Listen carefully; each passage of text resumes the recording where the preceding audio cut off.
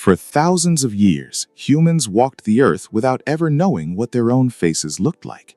Yet today, you probably see your own face dozens of times before breakfast without giving it a single thought. So how did humanity go from treating a simple reflection like a dangerous phantom to checking our hair in every passing store window? Imagine spending your entire life seeing every tree, animal, and person around you in sharp detail, but remaining totally blind to your own face. You know the exact shape of your neighbor's nose, the color of your child's eyes, and every wrinkle on your elder's forehead, but your own image is a complete mystery. Would that make you feel detached from your own identity, or would it actually anchor you deeper into the world around you? When our early ancestors stood beside a calm river, they did not see a crisp, modern selfie looking back at them. Water ripples, currents shift, and muddy banks turn clear pools into murky shadows in a matter of seconds. Have you ever tried looking at your reflection in the dark puddles on a windy day and trying to make out your exact eye color? To an early human, that blurred image floating in the water did not feel like a passive picture of themselves. It moved when they moved, but it distorted, warped, and dissolved the second a fish swam past or a gentle breeze touched the surface. If something moves like you but changes shape on its own, would you assume it is you, or would you think a spirit is lurking beneath the water? In fact, many early tribal communities did not believe water reflections belonged to the living world at all. They viewed the image staring back from a stream as a soul double or a spirit living in a parallel underwater realm. That creates a chilling question. What happens to your soul if something disturbs the water while you are staring into it? If a splash broke the surface, people believed their spirit had been shattered or stolen by whatever lived under the mud. This is why many ancient cultures forbade children from looking into still water after dark. But if water was too unreliable and dangerous to trust, how did humans ever bridge the gap between fearing their image and recognizing themselves? The shift began when someone picked up a piece of dark, volcanic glass called obsidian around 8,000 years ago. In places like modern-day Turkey, ancient craftspeople ground obsidian rocks flat and polished them with wet mud until the black surface shone like dark ice. Picture holding a heavy, cold black stone that suddenly reveals a faint, shadow-like silhouette of your eyes staring back. Yet these obsidian surfaces did not show clear colors or fine details at all. They only showed dark, haunting outlines, almost like looking at a ghost standing in a pitch-black room. Would seeing a shadowy version of yourself reassure you, or would it make you even more paranoid about who you really are? This brings us to our first major twist in human history. We assume that when humans finally created the first portable mirrors, they used them out of personal vanity or curiosity about their faces. But archaeological discoveries show that early obsidian mirrors were not kept in bedrooms or dressing areas at all. They were buried inside sacred shrines and held by religious priests to stare into the underworld. People believed these dark polished stones could capture light, hold spirits, and peer straight through the physical world into the realm of the dead. Looking into an obsidian mirror was not about checking your hair. It was a terrifying religious ritual meant to protect you from unseen forces. So if mirrors were originally built as tools of fear, when did humans start using them to look at their own beauty? The breakthrough came when metalworking exploded across the ancient world. Around 5,000 years ago, metalworkers in Egypt and Mesopotamia realized that if you polished bronze or copper long enough, it would reflect light far better than any dark stone ever could. Picture a shiny golden disc that catches the sunlight and reflects a warm, gleaming image of your face. For the first time, wealthy pharaohs and noble families could see the actual shape of their lips and the color of their skin. But bronze mirrors had a massive flaw that made them frustrating to use. The moment oxygen touched the polished metal, it began to tarnish, fade, and turn green. If you did not spend hours every single day polishing your bronze disc with fine sand and oil, your reflection would literally rot away before your eyes. Can you imagine having to scrub your mirror with a brace of dust every morning just to see if your face had changed? Because polished metal was extremely expensive and decayed so quickly, only the richest 1% of humans could ever afford one. Royalty viewed these shiny metal plates as symbols of immense power and divine light. In ancient Egypt, the word for mirror was actually the same as the word for life. If the wealthy elite possessed solar discs that held their living image, what did the average peasant or farmer think of themselves? The average person lived and died without ever seeing a clear reflection of their face a single time in their life. Their entire sense of self was built entirely on how other people described them or treated them. Think about how strange that would be for a moment. You would know you were growing older because your joints hurt or people called you an elder, but you would never actually watch yourself age in a glass frame. Does knowing what you look like make you more self-aware, or does it just make you more self-conscious? By the time the Roman Empire reached its height, glassmakers made a discovery that changed everything. They realized that if you poured molten lead onto the back of a thin piece of clear glass, the metal would stick and create a sharp, flat reflection. Suddenly, the image was not warm and golden like bronze, but cool, precise, and surprisingly clear. This brings us to our second big twist. You might think the Romans embraced these new glass mirrors to admire their famous statues and elaborate hairstyles, but many Roman philosophers and leaders actually banned them and called them dangerous tools of moral corruption. Philosophers like Seneca argued that looking at your own face too often turned brave soldiers into weak, vain cowards who cared more about their skin than their duty to the state. They believed that when a human stares too long at their own reflection, they stop looking at the world around them and turn entirely inward.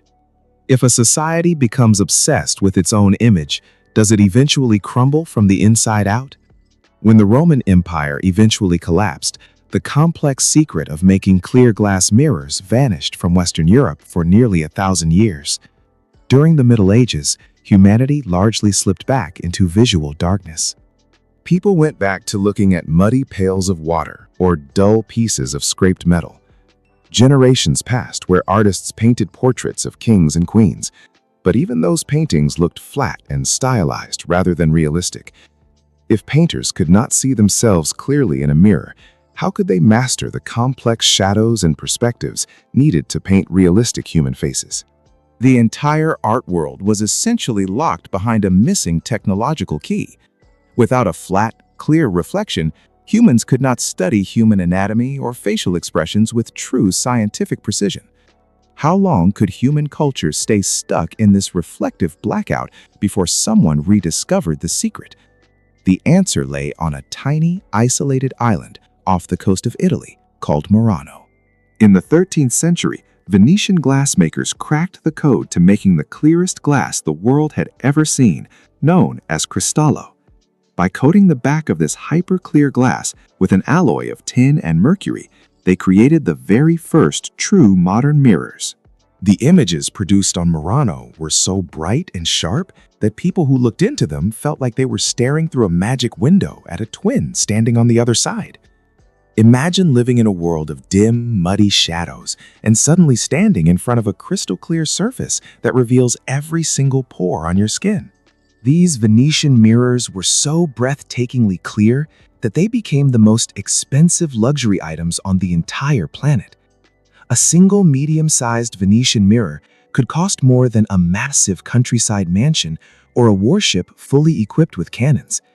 Kings and queens bankrupted their royal treasuries just to cover their palace walls with small panels of Murano glass. This brings us to our third incredible twist. The government of Venice realized that these clear glass mirrors were more valuable than gold, so they turned the island of Murano into a high-security prison for glassmakers. Glassmasters were forbidden from leaving the island under penalty of immediate death, and if a craftsman tried to escape to sell the secret to another country, secret assassins were sent to hunt them down. King Louis XIV of France was so desperate to build the famous Hall of Mirrors in his palace at Versailles that his spies had to bribe and smuggle 3 Italian glassmasters off the island in the middle of the night. The Venetian government poisoned the defecting craftsmen with arsenic in Paris to keep their economic monopoly alive. Is it not wild to think that people were literally murdered over the secret recipe for mirror glass? If you are enjoying exploring these strange corners of human history, subscribing to the channel is a great way to make sure you never miss out on deep dives into stories like this. Once the secret of glass mirrors escaped Venice, production began to spread, but they remained far too expensive for common people to buy. For centuries, a mirror remained a rare family heirloom passed down through generations like precious jewels. Most families possessed only a single, tiny pocket mirror that was warped around the edges. Because these early glass mirrors were backed with toxic mercury, they carried a sinister hidden cost that few people understood at the time. The workers who crafted them breathed in toxic mercury fumes every single day, slowly losing their hair, teeth, and sanity. The phrase, "mad as a hatter," actually applied just as strongly to mirror makers who sacrificed their minds to give humanity a clear picture of itself. Think about the irony of that sacrifice for a second. Men were literally losing their sanity in dark, poisonous workshops so that wealthy aristocrats could powder their wigs and adjust their silk collars. Was gaining a clear image of human beauty really worth the hidden trail of madness and death behind it? By the early 1800s, a German chemist named Justus von Liebig made a discovery that changed human psychology forever. He figured out how to deposit a paper-thin layer of real silver onto glass using a safe chemical process that was fast, cheap, and non-toxic. Almost overnight, the cost of making a crystal-clear mirror dropped by over 99%. For the very first time in 300,000 years of human existence, every ordinary family could afford to hang a full-length mirror in their home. Factories pumped out millions of silvered glass panels that filled bedrooms, barbershops, bathrooms, and street corners across the globe. Now we arrive at our fourth mind-bending twist. Before cheap silvered mirrors flooded the market in the 19th century, almost no human in history actually knew what color their eyes really were, or what they looked like when they smiled or cried. Think about how profoundly that shifted human consciousness in a single generation. Before the 1800s, your identity was formed outward by how you interacted with your community, your family, and your work. But once every hallway had a mirror, human identity flipped inward, forcing people to constantly evaluate how they looked to everyone else. Psychologists noticed an immediate wave of new mental health struggles sweeping through society right as mirrors became cheap and common. Terms like narcissism, social anxiety, and body dysmorphia began to emerge as people spent hours staring at their own perceived flaws. When you look at your own face in a mirror for too long, have you ever noticed how your features start to feel strange, alien, and unfamiliar? This strange psychological phenomenon is known as the Troxler Effect, or mirror illusion. If you sit in a dimly lit room and stare directly into your own eyes in a mirror for just 10 minutes, your brain gets tired of processing the same static visual information. It begins to dissolve your facial features, making your face melt, warp, or transform into what looks like a stranger or a monster. Ancient folklore about Bloody Mary or seeing ghosts in dark mirrors was not just imagination. It was an actual neurological glitch built into the human brain. Our brains were simply never evolved to stare at our own faces for extended periods of time. So what happens when a biological system built for outer awareness is suddenly forced to look at itself all day long? Consider how infants react when they encounter a mirror for the very first time today. If you put a red mark on a 6-month-old baby's nose and place them in front of a mirror, they will reach out and touch the glass, thinking they are looking at another baby. They have zero understanding that the image in the frame is a reflection of their own body. It is not until a child reaches roughly 18 to 24 months old that something magical clicks inside their brain.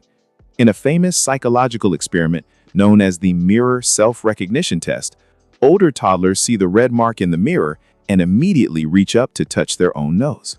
They suddenly realize that the person in the glass is not a friend or a stranger, but an internal me.